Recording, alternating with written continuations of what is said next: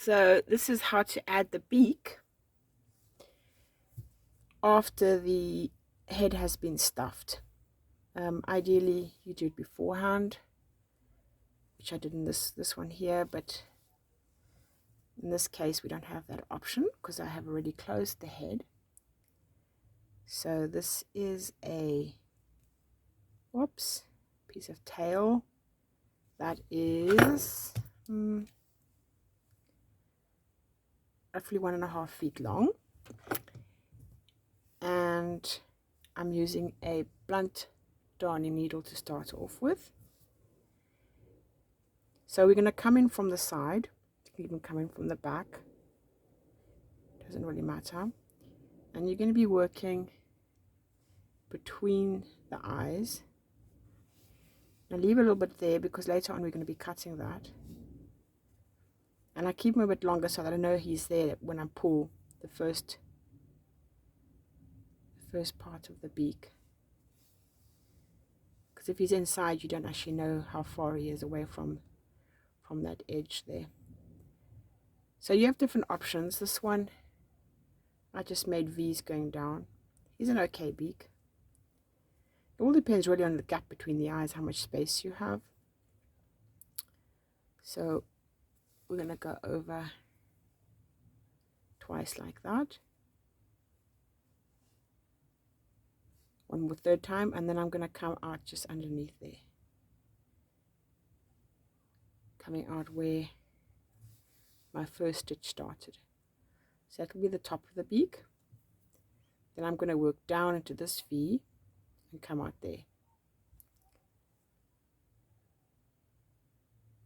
Try and come out exactly where the stitch went in. Okay, then we're going to go back into that hole, and we're going to come out just on the inside of this first V.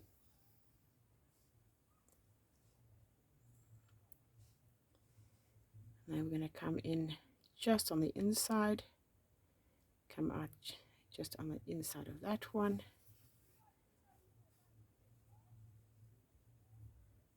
There we go. So now I want to see what the work is like, so I'm going to just come out at a random place a bit higher. There we go. Give it a good tug. I think I want to close up this space here. So I'll go back in, come out where that space is.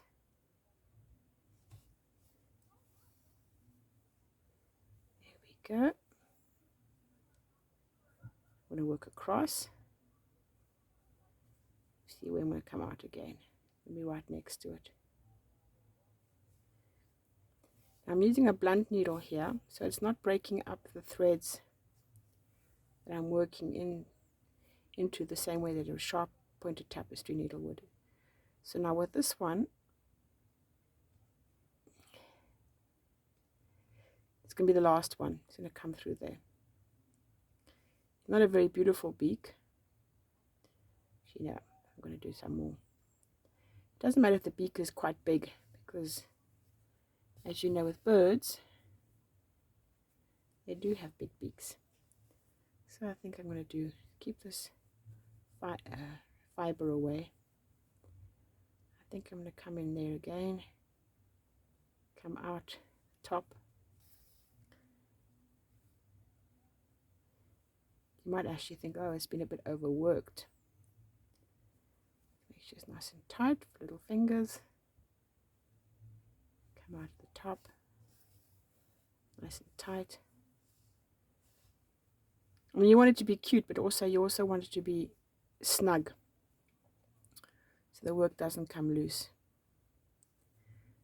Okay, so I'm going to go in one more time, and then what I'm going to do is I'm going to come out underneath this eye here.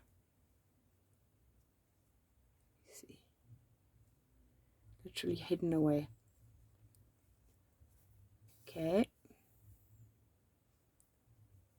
not too tight because it's opening up there, making a hole there.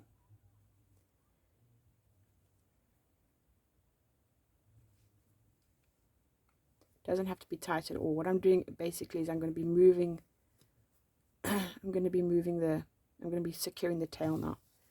So now I change the needle to a, where's my little one, sharp pointed needle. To me it's a must to have sharp pointed needles as well as blunt ones. So I've come out there, and what I'm going to do is, because I'm going to actually use the eye as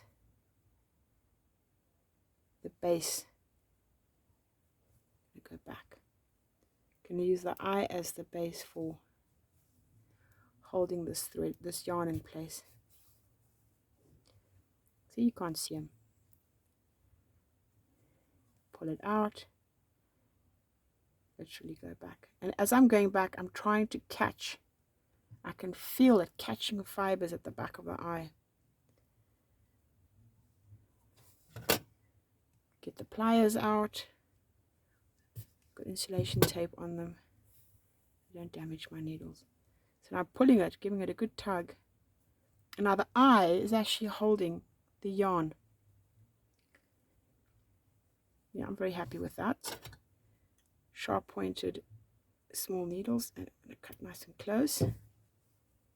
Yeah, you can't even see him. Put that away. And this one here, I don't have to worry too much because he is deep underneath those there. He's literally so far inside. I'm just going to give it a little tiny tug and cut it, so that when I do that there should be a little section inside. It's not the perfect beak, but he's got his personality. As I said, he's a bit nicer than that one. That one's a bit understated. I might even jazz this one up a bit. It sticks out a bit. I mean, you could have gone just up and down round like that, but I quite like giving it a bit of a V. So there we go. Thank you for watching. Bye. So I thought I would show you the results of this one. Remember, he had all the V's going down. So using the same technique coming from the back, I just basically went over and over and over and over. And then when I got down to the bottom, it got even smaller. Fed it through there, came out there, and then ran it into the eye. You can see there's a little tiny piece there, and back again a few times. So yeah, that has actually worked out quite well. I will confess, I had done him while watching TV last night, and so the little V's going down was a rather poorly job while watching TV. Whereas here at the desk, I think I got a much better result. So yes, even nicer than that beak, isn't he? But they all have different personalities. So there we go. Thank you very much for watching.